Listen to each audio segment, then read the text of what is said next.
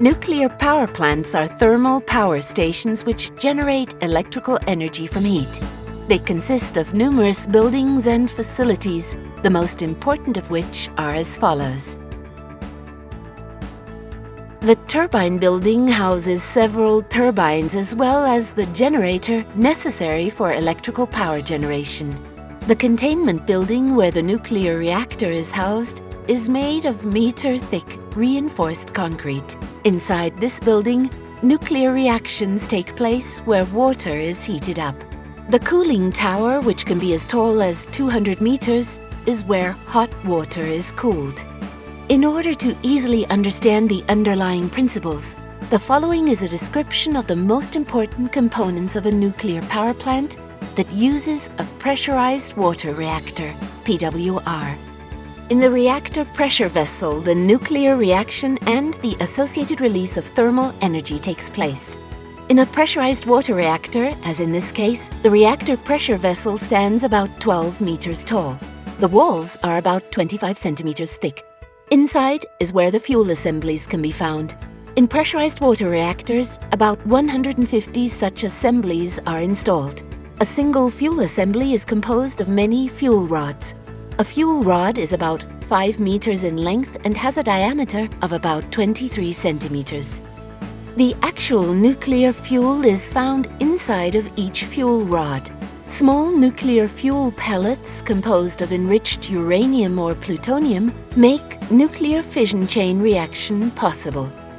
In the fission chain reaction, thermal energy is released. Water is needed in order to absorb the thermal energy and keep the chain reaction going. Inside the vessel, the water is heated to over 570 degrees Fahrenheit.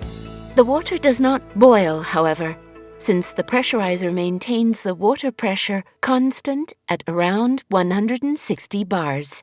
The heated water is eventually pumped to a heat exchanger, also called steam generator. These are typically in the form of a shell and tube heat exchanger.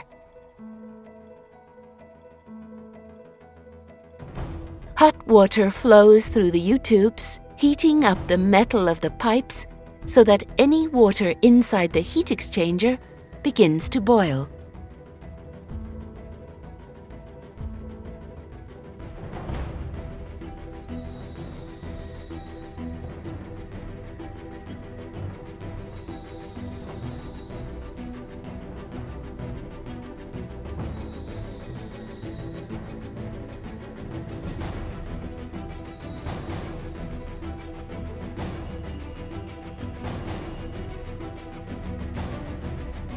The resulting steam is eventually fed through a set of pipes to the turbine building. The steam first drives a high-pressure turbine and then is typically fed to 2 low-pressure turbines. All of the turbines are connected by a spinning shaft to the electrical generator, which in turn produces AC electricity from the shaft's rotational energy. The steam is converted again into liquid form in a condenser, and then returned back to the steam generator. The water needed for this often comes from an adjacent river, or is cooled in a cooling tower. The water circulation systems are always kept separate from one another.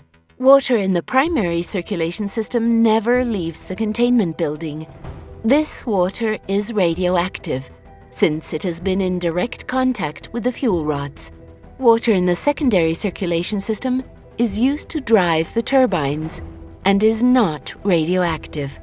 The cooling circulation system provides cool water and is used to condense the steam in the secondary circulation system.